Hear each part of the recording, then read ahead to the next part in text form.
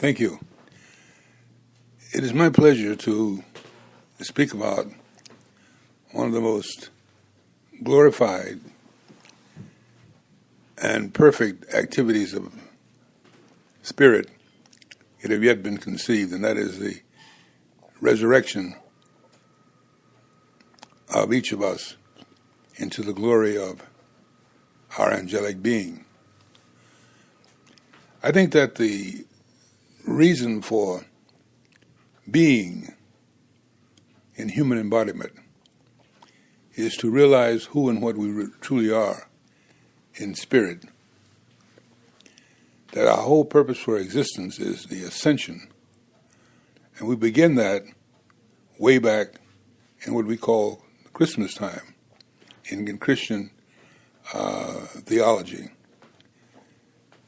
That simply is the beginning of your ascension, and that is becoming one with God, your true self. And that begins around the time that we name Christmas. And then the second most powerful occasion is around this time of year, this time of existence that we call Easter time, or the period of the new earth, the solar year coming into being. And solar simply means that it's the time of the arising of the sun as it touches what is known as the southern equinox, or the equinox where day and night become equal. But it culminates in the most powerful activity known as the ascension, which takes place 40 days after the period of Easter. But today we're going to spend time just dealing with the idea of the Easter activity. And it truly is a wondrous occasion, one that was best demonstrated by beloved Jesus the Christ, who made a tremendous realization of life as he resurrected into his true self. Now please listen closely, because many of the things that I will say have to do with the new realization of who and what we are as sons and daughters of the universe. To resurrect means to arise again, to come forth again. And the true resurrection is when one realizes his true self as a son and a daughter of God. And he arises into that full occasion by putting on a new self, a new realization of who and what he or she is.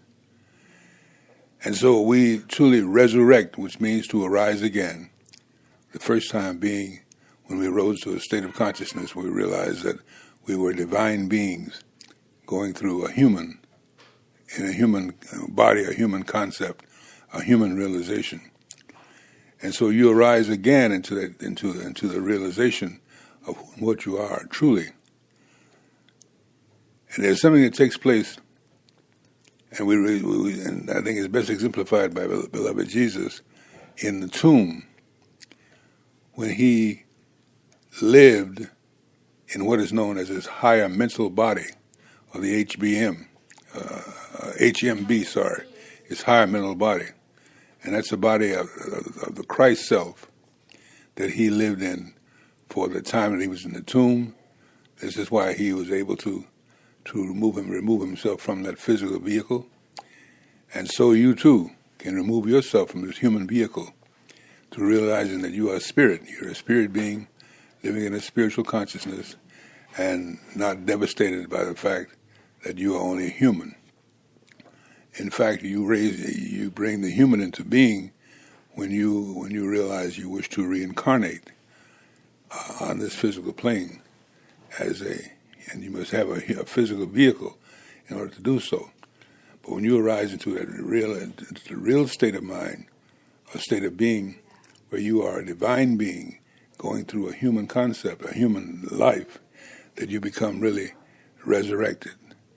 And that resurrection gives you a feeling of supremacy, a feeling of godliness, in which you know the truth that will set you free.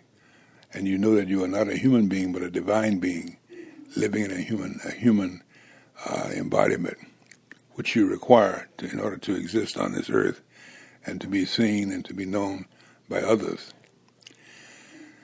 So we're given that realization by beloved Jesus, and the same things that he did, we can do. In fact, we must do.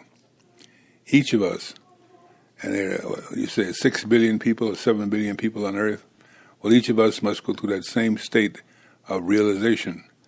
And it's not the fact that so many of us, but it's how many of us choose to follow beloved Jesus, and that means follow their true self, follow the God within them into the whole reality of who and what we are as divine beings. We resurrect, or we arise again.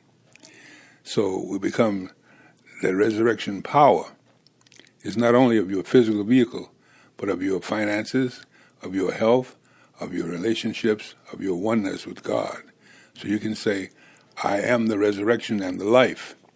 That's the life of God that never fails, moving in you, through you, and around you, being as you, working as you. So when you say, I am the resurrection and the life, it is the I am of you that is resurrecting or living or rising again into a whole new consciousness of life, of love, of light itself. And so as you move into this realization, you become that in every area of your life. So when you say, I am the resurrection and the life of my finances, so you're calling forth the I am within you to bring forth the financial needs that you require and desire in this experience of life that we call living on earth. You can also say in terms of your body, I am the resurrection and life of my physical health, my physical being, my physical enlightenment. And so you can arise into that consciousness. But the I am the resurrection, I am the reliving of the truth of my own being. You may also say, as an example, I am the resurrection and life of my relationships, which means that in your marriage, if you're married, in your married existence, or in your friendship and your people that you know and revere and wish to be closer to, you are the resurrection. You're bringing forth a new life in terms of your relationship to other people and places and things. So the resurrection of life is a very powerful, powerful decree when you place the I am before it. I am the resurrection and life of my finances. I am the resurrection and life of my health. I am the resurrection and life of my physical vehicle. I'm the resurrection and life of my relationships, and anything else that you wish to bring forth into the true reality of your being. And it gives you a certain happiness, because you were born to be happy, and happiness means you have the perfect relationship with yourself, with the God of you, with the I am of you.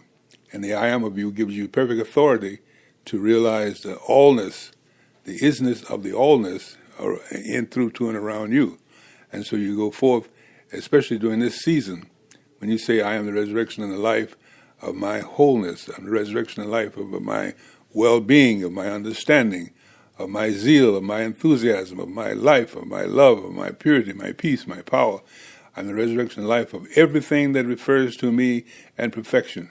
For I am the resurrection and life of the perfection in which I was originally created, and which I now stand firm in bringing forth in this season of hope, in this season of action, in this healing of understanding, in this healing of truth that is me in every aspect, every essence of my life, my home, my affairs, and my world. And you will find you will rise into a whole new consciousness, where you will be one with the beloved Jesus, as an example, or one with beloved Muhammad, or one with beloved Krishna, or one with beloved Buddha.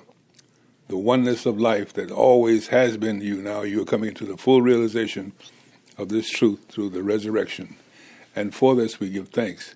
We give thanks in the name, love, wisdom, power, the authority, and the victory of the indwelling Christ, the I am of you, the holiness of you, the resurrected you into a whole new world.